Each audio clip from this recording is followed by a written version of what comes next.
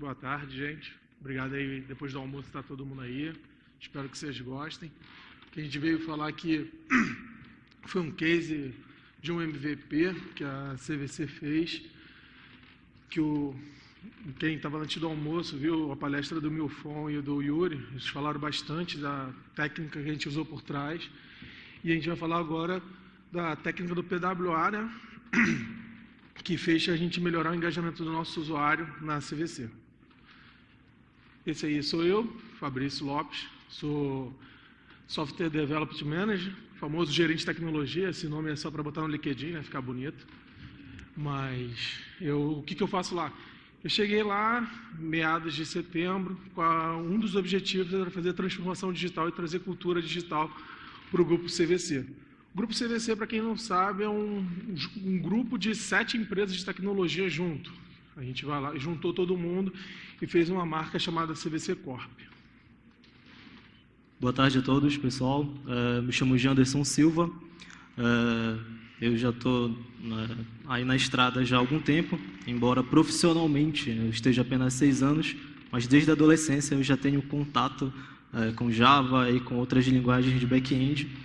Só que antes eu era meio que do lado negro da força, né? Eu comecei com engenharia reversa e fui seguindo meio que o caminho inverso. Hoje eu sou arquiteto de software na Rivendell, que foi adquirida pela Mandic Cloud recentemente. E os meus trabalhos recentes, trabalhei em diversas consultorias de diversos tamanhos e também em órgãos públicos, basicamente fazendo transformação digital. Hoje eu atuo na CVC, prestando serviço, e o nosso foco é fazer a transformação digital de todo esse conglomerado de empresas. Tá. Então, qual era o nosso problema? Nosso problema é que em 2016, o nosso site, cvc.com.br, já começava a ser ranqueado em queda pelo Google pela performance e não ser responsivo. Isso fazia com que as nossas vendas pelo Google fossem decaindo.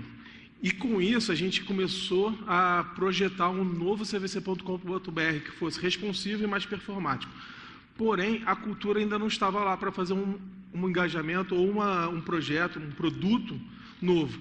E com isso, a gente usou todos os processos e culturas que a gente tinha lá. E a gente começou a fazer nosso site dessa forma, que era uma corrida maluca. Cada gerente de projeto tocava uma parte do site e fazia o mais rápido possível naquela data que alguém combinou, né? Alguém aquele desce. Acho que alguém aqui já deve ter passado por isso. Então, com isso, a gente trabalhou 2016 praticamente todo, a CVC no caso, né, que eu não estava lá nesse momento, e em 2017 a gente faz aquela entrega, né? Todo mundo comemora, se abraça, né? Estoura champanhe, mas a gente começou a analisar se realmente se pagou, porque a abordagem de entrega de projeto tem esse problema, que quando você coloca no ar, acontece isso. Cai os números, cai o engajamento, e você não sabe por onde começar porque você fez um rollout único. Do dia para a noite você virou todo o seu site. E com isso, nossos números caem, despencam. Então, todos os produtos aconteceram isso. Mas eu trouxe aqui os números do pacote CVC, que é um produto específico da casa. Então, ele vinha num funil bom, que é o azul, e ele vai caindo até a hora que a confirmação onde vem o dinheiro, porque a CVC, por mais que a gente tenha muitos produtos, é um varejo, ele cai. E aí você tem que mudar o seu foco e recuperar o dinheiro. É a equação mais perfeita que tem para você trabalhar, né? Chibata e vamos embora. Tá, aí a gente chega eu, Milfon, que apresentou mais cedo, Janderson, e fala, beleza, já foi, né? O que a gente vai fazer diferente? O que a gente não faz aqui na CVC que a gente deveria fazer? Então a gente começa a listar algumas coisas. Pesquisa do usuário, com o usuário. Pesquisa com o usuário era alguém pediu para você, era isso. Era o usuário mais próximo que a gente tinha, era alguém pediu para você. Comportamento do usuário. Com certeza era o que você já conhecia que algum stakeholder / diretor era melhor. Eu já fiz isso aqui há 45 anos, isso funciona, mas a gente começou a monitorar e gravar. E teste AB no máximo era a loja quando mudava o banner, né, ali da loja física. mas a gente começa a fazer muito teste. E a gente se preocupa com a experiência do usuário do início ao fim. Então, eu trouxe aqui uma dissertação, que é a experiência de usuário abrange todo o aspecto de interação entre o usuário final e a empresa, seus serviços e produtos. Então, a gente começa, de fato, a mudar uma cultura e fazer com que a gente comece a tentar trazer o engajamento que o usuário final queira, não o que funciona ou alguém pediu. E com isso, a gente começa a gerar várias hipóteses, né, num período curto, né, porque as vendas tinham que voltar para ontem. E a melhor hipótese que a gente chega era uma experiência que todo mundo tinha e a gente não tinha, que era busca por mapa, que era uma coisa em pleno 2017 para 2018, todo mundo já tem, se você fosse no concorrente tinha. E aí a gente começa a fazer várias versões para vários testes AB. E essa é a primeira versão que a gente acha a melhor possível. A gente fala, cara, isso aqui vai ser um sucesso absoluto. Só que a gente fez 10 vezes isso. A gente não acertou de primeira, a gente não acertou de segunda, a gente demorou 10 vezes para acertar. Só que a gente acertou. E com isso, a gente começa a analisar que a abordagem do PWA começa a se pagar. Então, por que a gente adota o PWA para o nosso MVP? Provavelmente, quando se ouve falar em algo que é muito recente, pode-se pensar hyper. O cara está indo na onda porque todo mundo está falando, todo mundo está usando. Porém, a nossa abordagem ela foi mais analítica. Nós ouvimos os nossos usuários, nós acompanhamos os nossos usuários através de testes, através de ferramentas de acompanhamento, e nós fizemos análises de diversas abordagens. Eu poderia citar um exemplo, nós poderíamos ter usado, por exemplo, páginas web aceleradas, WAMP. Porém, por que nós preferimos seguir com a abordagem de Progressive Web Apps, com o nosso produto mínimo viável, com aquela experimentação que nós estávamos fazendo para tentar validar N hipóteses que nós levantamos que poderiam estar prejudicando os nossos indicadores que haviam caído drasticamente. Nós observamos que, para ser um PWA, embora existam diversas abordagens a nível de implementação, mas o que mais importa são os 3 pilares do PWA, que é eu permitir que o meu usuário ele tenha confiabilidade na minha aplicação, que a minha aplicação ela tenha rapidez e que eu permita o engajamento com esse meu usuário. Todos esses princípios, com a abordagem anterior que foi feita antes de nós chegarmos, não tinha sido levado em consideração. Não houve uma preocupação com isso. Pelo menos se houve, ela acabou não sendo assertiva. A gente pode imaginar que N fatores influenciam nisso aí. Ok.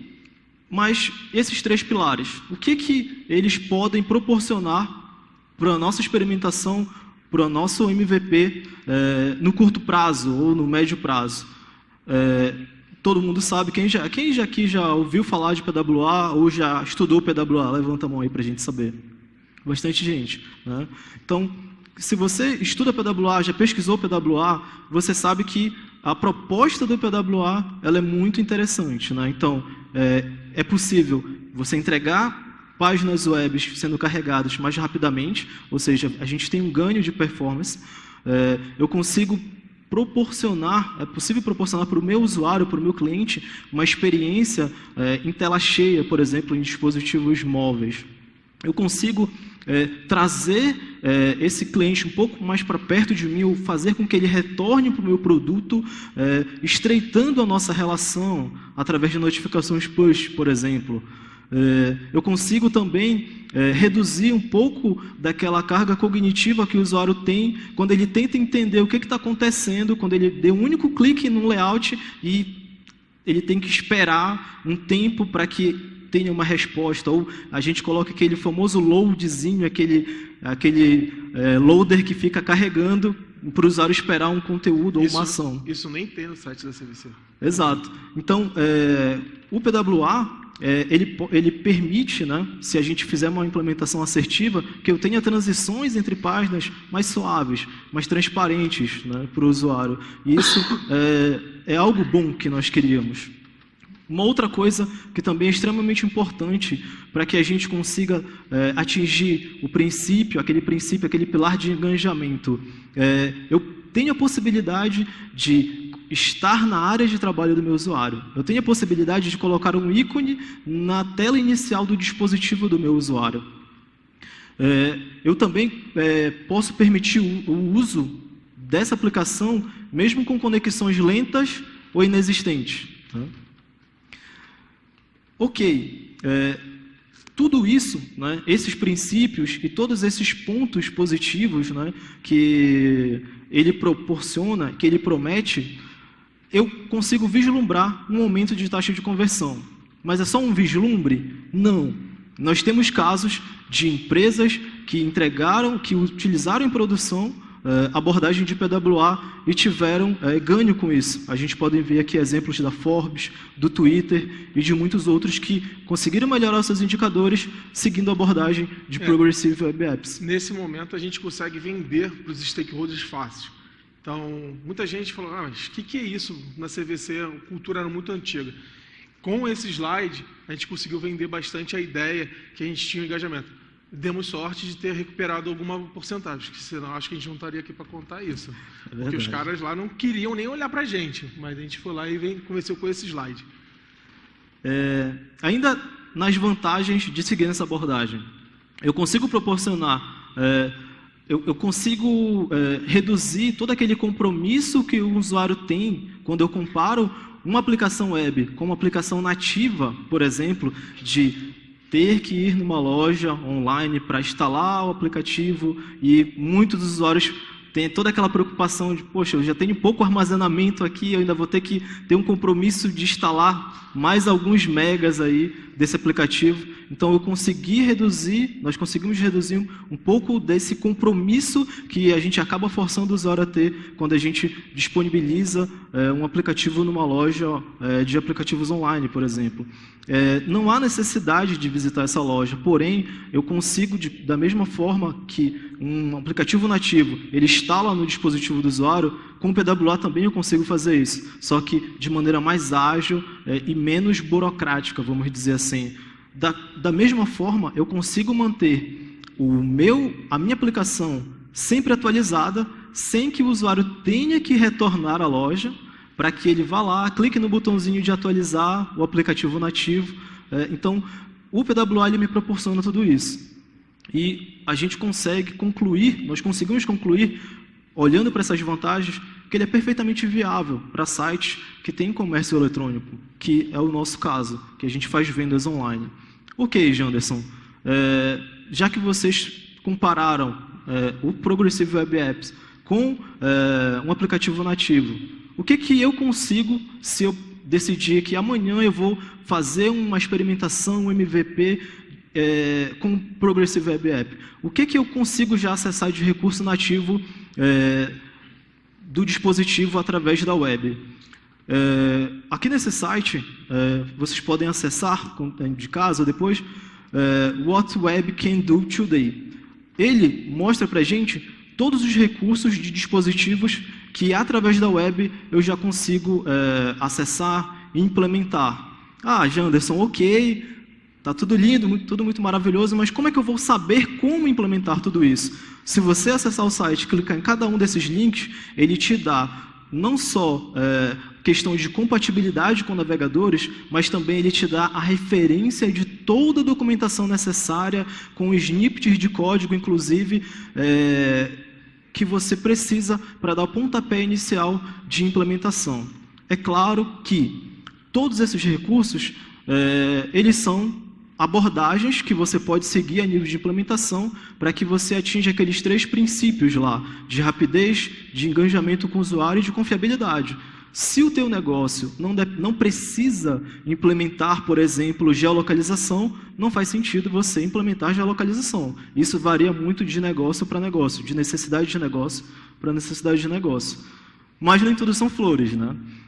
nós conseguimos perceber que, embora, como nós vimos no slide anterior, o PWA ele tenha já hoje acesso a muitos recursos, ele ainda não tem suporte a todos os recursos nativos, todos os recursos quando eu comparo com o aplicativo nativo. E em muitos casos, dependendo da abordagem do seu negócio, se você precisa construir uma aplicação que tem uma pegada mais complexa, que tem regras de negócio mais complexa, pode ser que o Progressive Web App ele não consiga substituir na plenitude um aplicativo nativo. Um exemplo que eu posso dar é se você precisa construir um jogo que é necessário recursos avançados de 3D. Aqui eu listei alguns recursos que, através da aplicação web progressiva, ainda nós não conseguimos acesso. NFC, se você, por exemplo, precisa construir uma aplicação que é necessário ter acesso à agenda de contatos, ou SMS, infelizmente, o PWA ainda não nos disponibiliza esse recurso. Ok, mas como é que eu faço para construir um Progressive Web App? A ideia inicial, antes de nós colocarmos a mão na massa, é mudar o mindset. Provavelmente, todos nós já passamos pela seguinte situação. Eu tenho um site desktop, uma aplicação desktop, e eu preciso fazer com que ela funcione nos dispositivos móveis, em telas pequenas e tudo mais, que foi o que foi feito lá atrás. A CVC ela tinha um site que não era responsivo, e ele foi transformado em um site responsivo.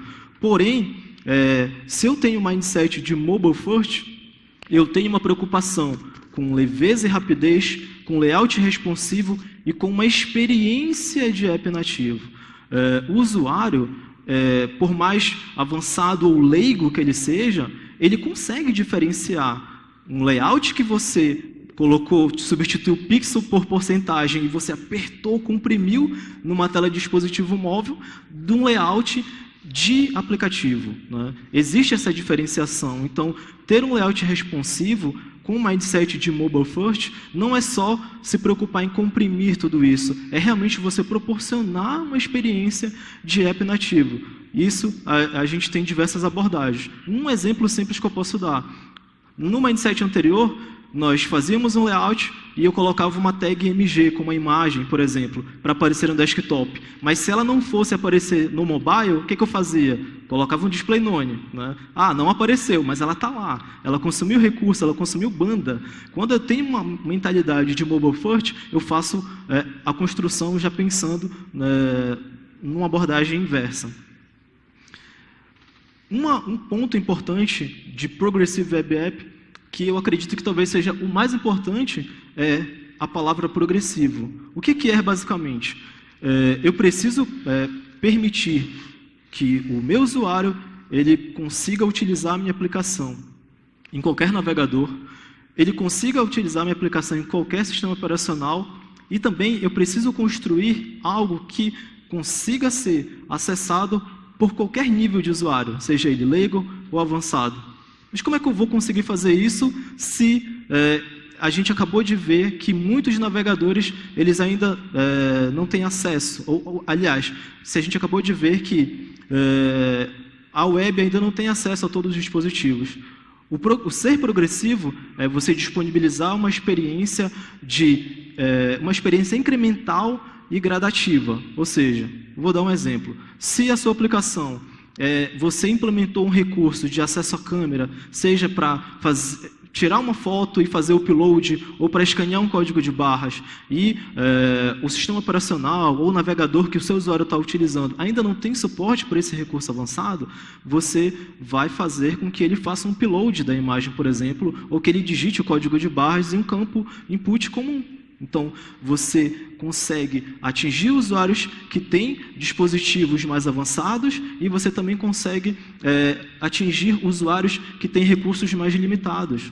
Isso, em outras palavras, é acessibilidade. Acessibilidade não é só eu proporcionar um meio de uma pessoa com limitações físicas acessar um determinado recurso. Acessibilidade é eu permitir que todo o leque de usuários eles consigam, independente de grupo e de situação, ter acesso aos mesmos recursos. É claro que uns de maneira mais limitada e simplista e outros de maneira mais holística e avançada.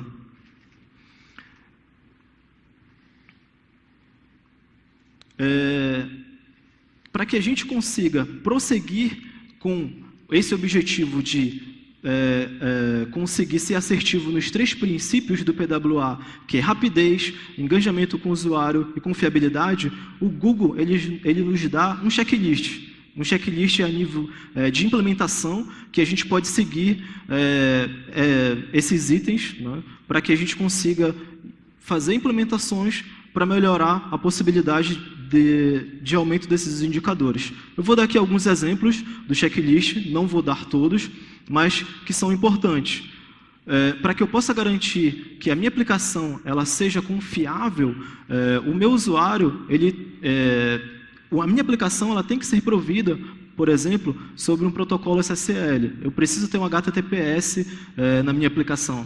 Janderson, mas quanto vai me custar eu comprar, adquirir um certificado SSL para a minha aplicação, para o meu site, para o meu e-commerce?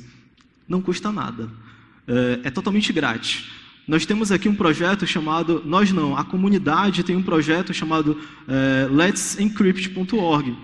Você consegue colocar um certificado SSL válido na sua aplicação totalmente de graça. Então, não é mais desculpa de é muito caro comprar um SSL ou é muito burocrático. A gente consegue fazer isso de maneira bem facilitada hoje em dia. Páginas responsivas é um outro ponto do checklist. Como eu falei anteriormente, não basta apenas eu ter um layout que ele se comprima numa tela de dispositivo móvel. Eu preciso proporcionar uma experiência de app nativo. Com isso, é uma outra mudança de mindset. App-like, que nós chamamos. O usuário ele deve se sentir em um app nativo. Mas eu não tenho, por exemplo, um time de UX na minha equipe que consiga me ajudar com isso. Existem diversas abordagens a nível de especificação, seja do Google, Microsoft, Apple, que conseguem ajudar o teu time de desenvolvimento a prosseguir nesse caminho. Um exemplo, o Google ele tem o Google Material Designer, que ele é uma especificação robusta e bem completa para que você consiga não só ter um layout responsivo, mas ter realmente uma experiência de app-like. E a gente tem outras ferramentas de validação, como o Mobile Friendly, que ele faz uma análise, embora seja superficial, mas ele já te dá um pequeno relatório de coisas que você pode melhorar no seu layout. Um outro ponto, também muito importante para a confiabilidade, é você permitir uma experiência offline. A ideia é que você não permita que o teu usuário, que o teu cliente, que eu não permita que o meu cliente ele esteja num momento de monotonia tão grande que ele chegue quase a zerar o joguinho do dinossauro. A ideia é que ele não veja esse dinossauro. Como é que eu consigo fazer isso, Janderson? Através de uma experiência offline. Como é que eu posso fazer isso? Quem é que é o agente? Qual é a abordagem de implementação que pode proporcionar isso para a minha aplicação? É um cara chamado Service Worker. O Service Worker ele é basicamente um proxy, que ele intercepta todas as requisições que são feitas entre a página e o servidor web. E dependendo da abordagem de implementação que você for seguir, ele consegue saber quando o teu aplicativo está offline, melhor dizendo, quando o teu dispositivo está com uma conexão lenta ou inexistente, e a partir disso você consegue fazer um roteamento do conteúdo que vai ser entregue. Só um detalhe, nesse ponto é bastante interessante, porque o negócio da gente é vender viagem, é vender experiência, é vender sonho da família viajar junto. Quando a gente consegue fazer com que o nosso usuário fique preso, mesmo que no offline, numa ponte aérea, numa viagem que não tem conexão, a taxa de retorno para um desktop aumenta bastante, porque ele teve a experiência, ele já viu qual o pacote que ele quer comprar, e ele retorna e a nossa conversão cresce no desktop automaticamente, porque ele já sabe o que ele quer, ele já leu, ele já foi imerso na experiência de uma viagem. Então, um dos pontos bem importantes para o nosso negócio é que ele consiga não ver o dinossauro, ou zerar o dinossauro, e sim ter ficado navegando num catálogo de experiência de viagem. Imagine você num voo de 6 horas, né, para o Brasil ou para alguma parte remota do Brasil, e você está lá no dinossaurozinho, ou você está, sei lá, ouvindo uma criança chorando do teu lado. Você poderia estar, por exemplo, navegando por uma landing page, por uma página do teu site que tem um catálogo de produtos, o teu cliente, melhor dizendo. Tudo isso é possível através de Progressive Web Apps. Como é que é basicamente o funcionamento do Service Worker? Aqui a gente tem um exemplo da página do usuário, o Service Worker fazendo a interceptação e, dependendo da abordagem que você implementar, nós vamos mostrar um snippet de código, você pode entregar o cache para o usuário, que nós chamamos de cache first, ou você pode entregar um conteúdo que veio do teu servidor web. Existem 2 formas de você construir o Service Worker. Uma delas é escrever na mão. É difícil, Janderson? Não é difícil. É uma abordagem simples e vocês vão ver que são pouquíssimas linhas de código que em um dia você consegue fazer, testar e colocar em produção, se for possível. Um dia, tá bom. Ou, se você tem um negócio, ou se você tem uma pegada mais complexa e se tornar oneroso você implementar através do Service Worker os recursos que você necessita, é interessante deixar claro que o Service Worker ele não serve apenas para a gestão de política de cache. Eu consigo, através dele, fazer notificações push, sincronização em background.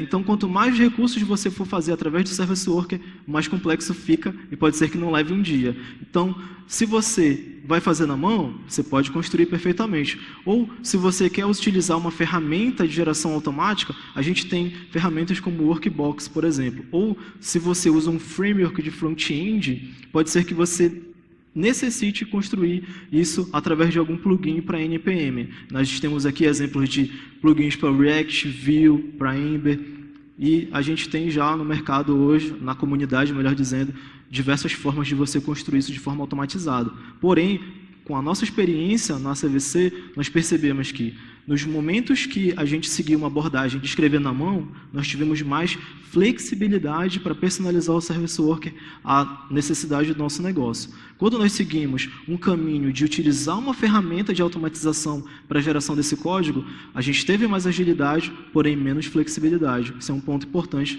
que você precisa se preocupar. Como é, então, agora que eu posso fazer a implementação do Service Worker? Basicamente, na sua página, você precisa fazer o registro desse Service Worker. Eu coloquei aqui 2 exemplos de registro, 2 abordagens de registro. A de cima eu inicialmente, ainda naquele pensamento que eu falei para vocês de progressivo, eu faço um check para identificar se o navegador que o meu usuário está utilizando, ele tem suporte ou não para Service Worker. Depois, embora, se vocês procurarem na internet, muita gente não utiliza, mas eu recomendo você aguardar que a sua página ela esteja completamente carregada para você, então, fazer o registro do Service Worker, ou você pode ter problemas de performance em dispositivos. E você pode fazer o registro. Esse registro ele serve basicamente para todo o domínio da tua aplicação, mas é possível que você tenha mais de um Service Worker em contextos diferentes, que é essa abordagem de registro que eu coloquei aqui mais embaixo. Então, você faz o registro, você faz a verificação, se o navegador suporta, você aguarda a sua aplicação carregar por inteiro e depois você faz um registro especificando apenas um contexto da tua aplicação, uma página, uma landing page, um domínio. É possível personalizar esse registro do Service Worker. O Service Worker, ele funciona uma thread separada. Então, ele continua em funcionamento mesmo que o teu cliente ele não esteja com o site aberto. Depois eu vou explicar o porquê disso. Com o Service Worker, lembra que eu falei daquela abordagem de cache? O Service Worker, eu coloquei aqui um exemplo que a gente consegue, na fase de instalação dele, o que é a fase de instalação? Depois que ele conseguiu se registrar, o primeiro evento disparado é o evento de instalação.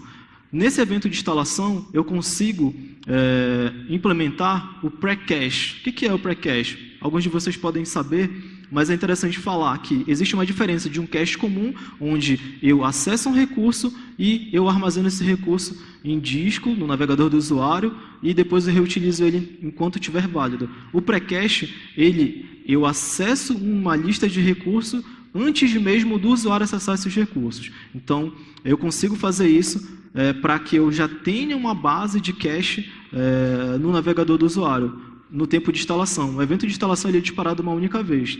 Os próximos eventos é realmente quando o usuário ele já começa a navegar na aplicação, que é o evento de fetch. Aqui, se vocês olharem, eu coloquei um respond with. Eu coloquei ali uma abordagem de cache first. Ele basicamente, como ele é um proxy, ele intercepta todas as requisições que passam entre o navegador do usuário e o servidor, ele captura essa requisição e eu coloquei ali o cache first para quê? Para que ele vá buscar esse recurso primeiro no meu cache. Se tiver lá, ele responde para o meu usuário e pode ser que seja necessário ou não, isso também depende. Eu posso, de forma paralela, fazer requisição para o servidor web, trazer talvez aquele cache, aquela requisição que foi feita desse recurso mais atualizado, eu atualizo meu cache e eu respondo para o usuário. Essa é a abordagem que a gente chama de cache first.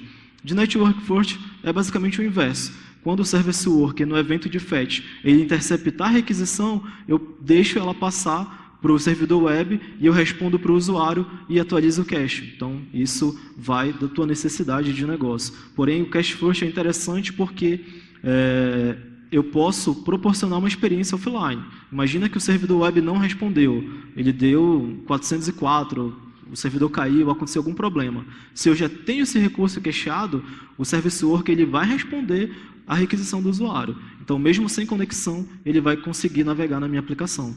Isso é muito importante, muito interessante. Um outro ponto muito importante, que é uma mudança de paradigma de como nós construímos as nossas aplicações, é o que a gente chama de Application Shell. O App Shell, ele basicamente eu fazer uma segregação arquitetural dos meus recursos que são estáticos, seja HTML, CSS, JavaScript, imagens, tudo aquilo que é responsável pela estrutura, né, da minha aplicação. Então, essa abordagem, ela basicamente tudo que é responsável pelo desenho da minha tela, eu segrego daquilo que é responsável pelo desenho do conteúdo, vamos dizer assim, como vocês podem ver aqui na imagem. Fazendo essa segregação, eu consigo, se o meu servidor web, eu sei que ele demora para responder, eu já consigo, através dessa abordagem de App Shell, desenhar toda a tela do usuário, por mais que o recurso dinâmico ele ainda não tenha sido carregado. O Service Worker, ele, infelizmente, ainda não está disponível para todos os navegadores, porém, ele está disponível para os principais. E, recentemente, o Safari ele disponibilizou na versão 11.1 e para iOS 11.3 o suporte para o Service Worker. Janderson, e se eu utilizo uma versão antiga de navegador, se eu utilizo um navegador que ainda não tem o suporte, Internet Explorer 11, por exemplo, mas como é que fica? O Internet Explorer não é navegador, né? A gente não dá suporte para isso. É sim, pessoal, tá não brincando. Deveria. Então, a gente volta mais uma vez para aquela abordagem de progressividade. Então, se eu tenho um navegador antigo, eu vou, se ele não tem suporte para o Service Worker, eu tenho outras abordagens, como Web Workers e outras implementações, outras especificações que eu posso utilizar para entregar um conteúdo progressivo para o meu usuário. Um outro ponto do checklist, a possibilidade de adicionar um atalho na área de trabalho ou na tela inicial. É muito simples. Hoje, basicamente, eu preciso construir um arquivo JSON, chamado manifest.json. E o conteúdo desse arquivo, ele é muito simples. Com ele, embora seja simples, eu consigo ter acesso a diversas configurações extremamente importantes, como eu consigo dar um nome para a minha aplicação, eu consigo dar um nome curto para a minha aplicação, que basicamente é um nome que vai aparecer no splash e também no ícone na área de trabalho. Eu consigo configurar a cor de background da minha aplicação, que é a cor que aparece no fundo do splash quando o PWA ele é acionado na área de trabalho. Eu consigo configurar a cor do tema. O tema, basicamente, se eu tenho uma barra, a maioria dos aplicativos tem uma barra superior, que é o menu, eu consigo configurar já a cor dele através do manifesto. Eu consigo também configurar a forma de exibição da minha aplicação, se ela vai ser exibida na horizontal, na vertical, se vai ser automática. Eu consigo aqui, lembra que eu falei lá atrás que eu tenho uma experiência imersiva que não tem, por exemplo, a exibição da barra de endereço. Eu consigo configurar o display para aparecer em full screen, por exemplo. Eu tenho outras abordagens para isso. E no Start URL e no Scope, eu consigo dizer para a minha aplicação quando ela for acionada através do atalho, em que ponto ela deve abrir, porque o manifesto ele pode ser instalado em qualquer ponto do meu fluxo de negócio. Ele pode ser instalado na tela inicial, eu posso estar numa tela de detalhe, eu posso já ter navegado pelo site, pela aplicação, e só então ser feita essa instalação. Porém, toda vez que o atalho for acionado, ele vai chamar o valor, ele vai chamar o URL que eu configurei ali no meu Start URL. E eu consigo também disponibilizar uma lista de ícones, que é basicamente o ícone que vai aparecer na tela inicial do usuário. Eu posso fazer a escrita do manifesto também na mão, como vocês podem ver, ele é relativamente simples, mas eu tenho ferramentas que fazem essa emissão. A gente tem, o próprio Firebase, ele tem o Web Manifest Generator, que eu consigo preencher ali os campos, eu faço o upload de apenas uma imagem para o meu ícone, de 512 por 512, e ele já faz a conversão para todos os formatos necessários para N dispositivos diferentes. E ele já me disponibiliza o download de todos esses ícones já convertidos e também do meu manifest.json. De volta para disponibilidade. De novo, Laura, duvido que funciona no IE. No IE, né? Duvido. De novo, a gente tem a questão da compatibilidade.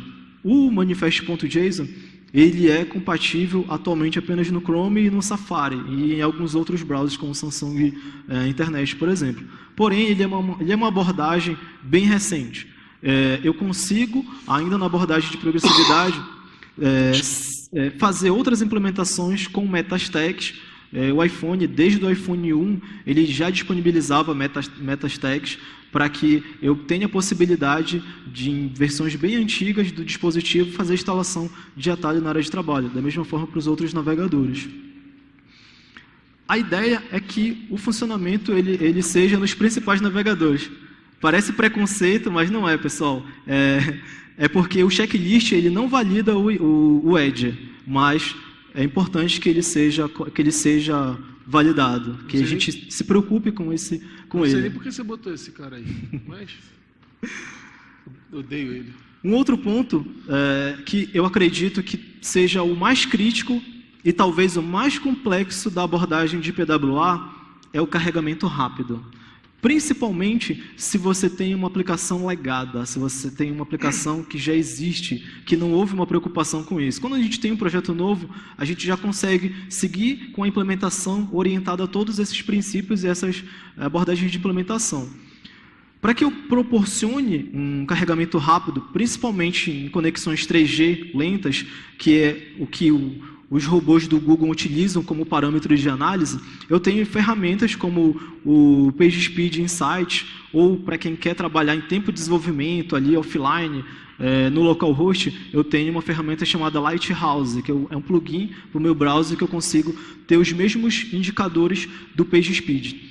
Eu coloquei aqui os principais indicadores que ele analisa da tua aplicação para poder te ranquear com performance. Eu coloquei por primeiro a otimização de imagens, porque nós identificamos que as imagens são os maiores ofensores quando a gente fala de performance. Quem aqui já teve problema com o site com muitas imagens e não conseguiu performar? Então, acho que é um problema que qualquer grande portal de notícia ou de varejo enfrenta isso, né? Exatamente. Comumente, quem faz o cadastro dessas imagens não é uma área de conteúdo, ou uma área que talvez não se preocupe com o impacto do upload de uma imagem grande ou desproporcional para a necessidade dela na nossa aplicação. Só um detalhe, gente, só te atrapalhando. No negócio lá também é interessante a gente ter imagem grande, porque é vendável uma imagem grande de um resort, Costa do Sauípe, então, nossos editores foram cortados, podados em botar imagem ruim, porque a gente não conseguia resolver isso na TI. Então, essa ideia de conseguir botar um 4K e a gente resolve do nosso lado, ajuda com uma solução dessa. Com certeza. Se eu tenho um escopo limitado, se a minha aplicação ela tem poucas imagens, eu consigo utilizar uma ferramenta como o Kraken.io, que de forma manual, eu submeto as minhas imagens e ele já faz todo um trabalho de compressão e otimização e depois eu posso refazer o upload para a minha aplicação.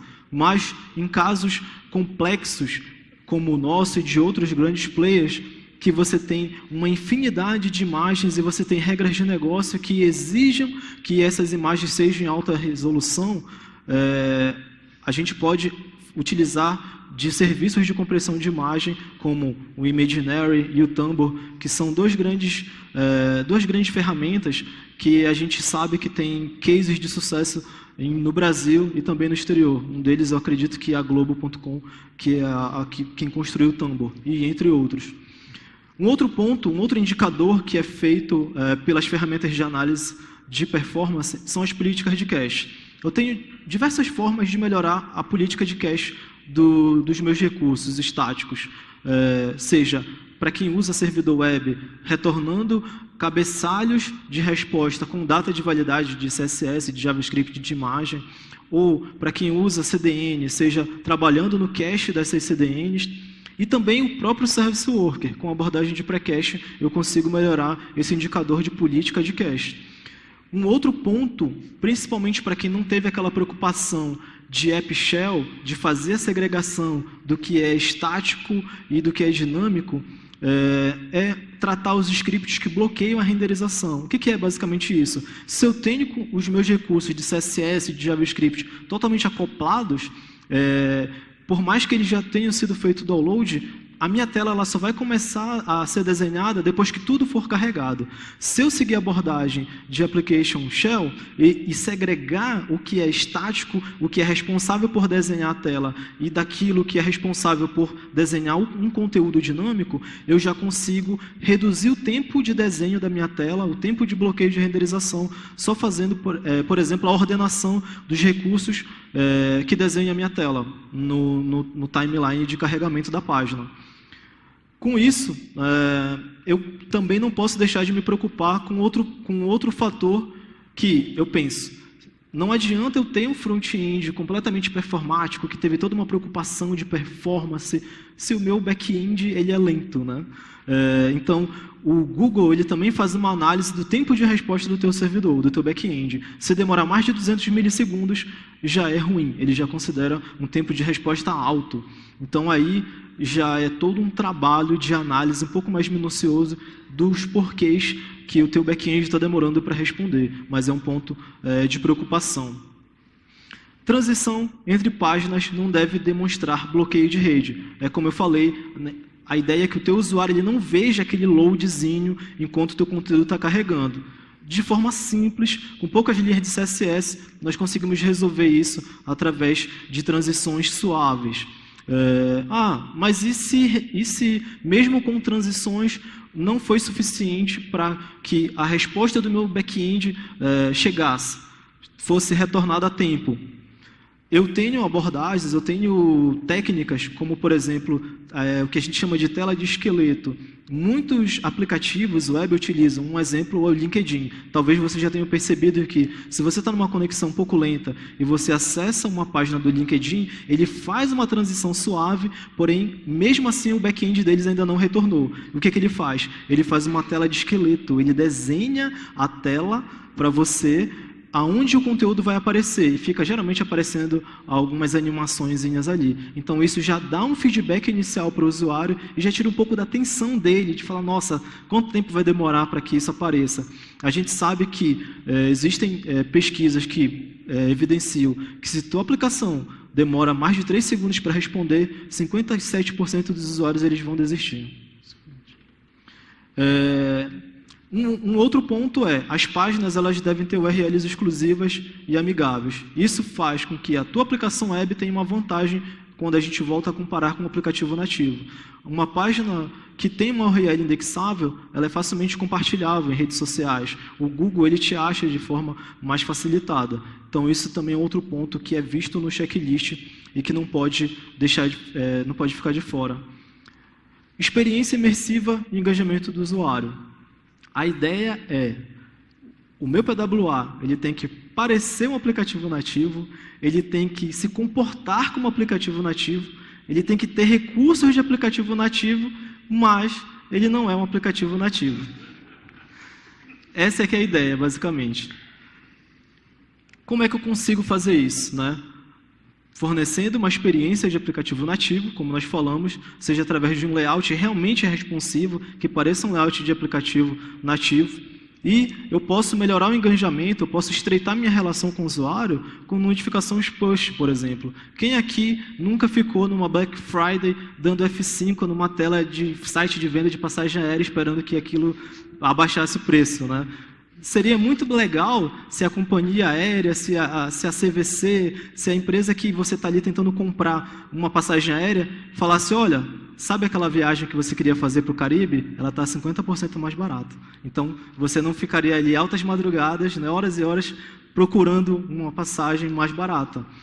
Como é que eu faço isso? É difícil? Não é difícil, né? Eu coloquei aqui um snippet de código que mostra basicamente 3 pontos que a gente pode fazer de implementação, que é o registro do Service Worker, através da nossa página. Ele basicamente, eu parto do pressuposto que ele registrou o Service Worker com sucesso e no primeiro if ali, o que ele vai verificar? Ele vai verificar se já existe, se o teu usuário já recebeu aquela notificaçãozinha de essa aplicação, esse site quer te enviar notificações. Você permite? Isso é a subscrição. Se você já aceitou, ele já vai utilizar esse contrato de aceite. Se não, ele vai te perguntar. Ele vai perguntar para o teu usuário se ele aceita receber notificações. Um outro ponto é fazer um ajuste no Service Worker, que antes a gente mostrou em snippets que ele tratava apenas de cache, agora ele trata de cache e ele também vai receber um novo evento, que é o evento de push. Quando o meu servidor de back-end enviar uma notificação push para o meu usuário que se cadastrou, quando o usuário ele faz aquele aceite, é gerado uma espécie de token e é enviado com um endpoint para o meu back-end, para que o meu back-end ele saiba para onde ele deve responder, para onde ele deve enviar uma notificação push. Então, quando ele faz esse envio, quem intercepta é o Service Worker. O Service Worker, por mais que o teu site esteja fechado, talvez você já tenha visto que você não está com o YouTube aberto, mas mesmo assim chega uma notificação ali no teu navegador de vídeo. É um exemplo de atuação do Service Worker. E eu coloquei aqui o que precisa ser feito do lado do servidor. Coloquei um exemplo em Node com Express e uma biblioteca que eu coloquei ali o link chamado WebPush. Ela implementa a especificação de WebPush e ela abstrai toda a complexidade que é necessária para fazer a implementação do WebPush. Eu preciso basicamente ter um par de chaves públicas e privadas e fazer a configuração de algumas rotas para registro e envio de token, que são chamados quando o usuário ele dá o aceite que ele quer receber notificações, e basicamente uma rota para que um back-end ou até mesmo outro front-end faça o envio dessas notificações com um payloadzinho. Ok, mas e aí? Como é que foi lá na CVC? Na CVC, como vocês ouviram no começo da palestra, nós fizemos uma experimentação, nós fizemos um MVP.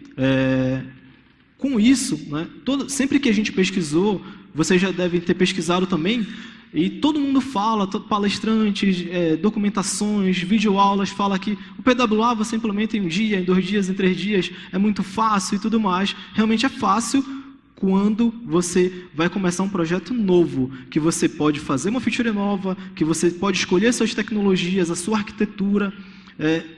E se isso for diferente do legado? Né? E se o teu legado for diferente? Se você tiver um sistema legado que você não tem como mudar a arquitetura facilmente, que você não tem como mudar tudo que foi implementado. No nosso caso, a gente, como era uma feature nova, a gente usou React, a gente usou Redux, a gente usou Apollo, SAG, GraphQL, Node.js, e realmente foi muito tranquilo fazer essa implementação da abordagem de PWA.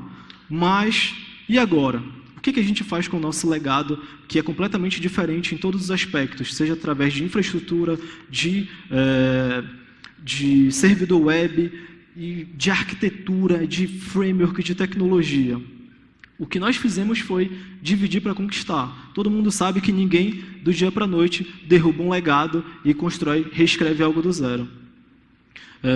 Como é que a gente convence os stakeholders com isso, né? A gente teve, depois que a gente começou a atacar pequenos pontos do nosso legado, a gente teve muitos problemas com o Service Work.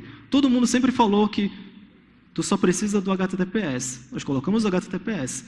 E quando a gente foi fazer os primeiros testes em ambiente produtivo, a gente recebeu um erro dizendo que o Service Work ele fez uma análise de segurança e ele identificou que o nosso servidor web era inseguro porque ele estava sob o redirecionamento.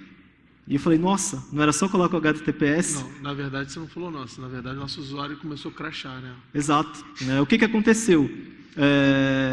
A gente começou a ter esses problemas. E o que todo bom desenvolvedor full stack faz? Né? O desenvolvedor full stack overflow, ele vai procurar lá na internet quem já passou por esse problema. Né? E a gente não conseguiu encontrar isso. E o que nós fizemos? A gente fez uma análise minuciosa nas nossas configurações e a gente conseguiu identificar e ajustar essas configurações que a gente estava tendo. Um outro problema que a gente teve foi com o pré-cache. O IndexDB e também a Cache API existem cotas. E o pré-cache estava baixando uma quantidade de recursos tão grande que estava esgotando a cota e estava fechando o navegador sozinho. E isso levou um certo tempo para que a gente descobrisse, porque a gente também não conseguiu encontrar documentações ou alguém que tivesse passado com problema parecido com o Service Work. E, enfim, a gente fez mudanças arquiteturais, a gente fez melhorias, estamos fazendo ainda melhorias de infraestrutura e a gente fez a implementação de processador de imagem que nós falamos anteriormente. Esse foi todos os nossos desafios que a gente enfrentou e que a gente não conseguiu encontrar uma outra experiência parecida, porque geralmente as pessoas começam em projetos novos. Então, pessoal, era isso que a gente tinha para falar para vocês.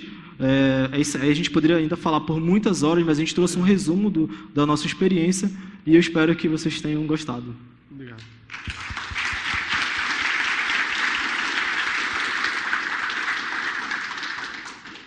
Temos um tempinho agora para perguntas. Alguém?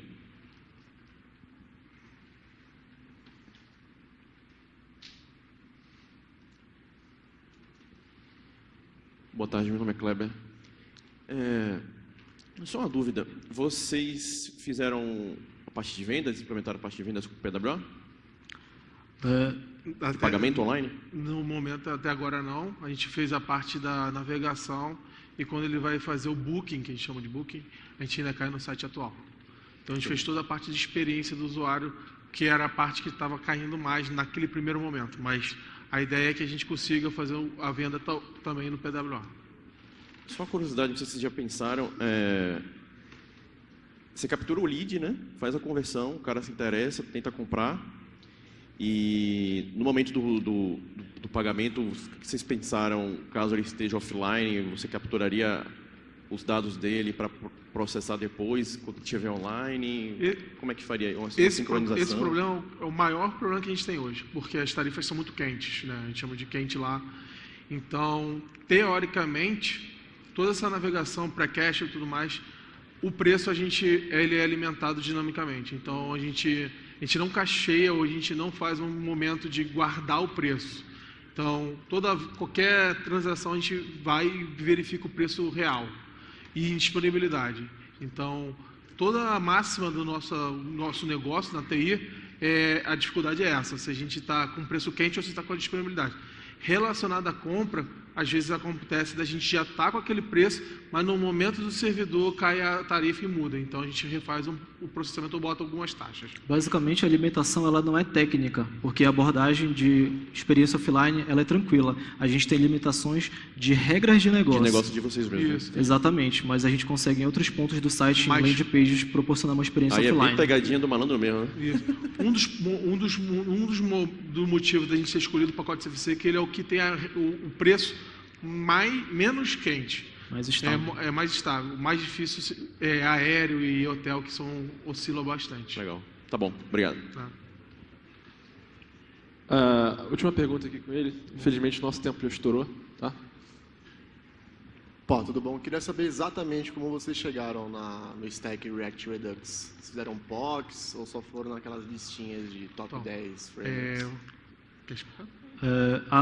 Foi feito todo um trabalho analítico de uma squad completamente apartada e a gente teve toda uma preocupação de fazer, inclusive a gente teve uma palestra aqui no KiCon, de ter uma abordagem de React com Redux e GraphQL para que a gente pudesse ter uma independência de front-end. Hoje, a CVC, ela não é só a CVC, ela é uma corporação que tem diversas empresas e existiam diversos frameworks de front-end diferentes consumindo o mesmo back-end. Então, nós fizemos no MVP a ideia de implementar o Redux, basicamente, para que a gente conseguisse fazer uma gestão e permitir a liberdade de squads diferentes trabalharem com tecnologias diferentes, fazendo um gerenciamento otimizado de estado. Então, aí entrou, basicamente, o Redux com o GraphQL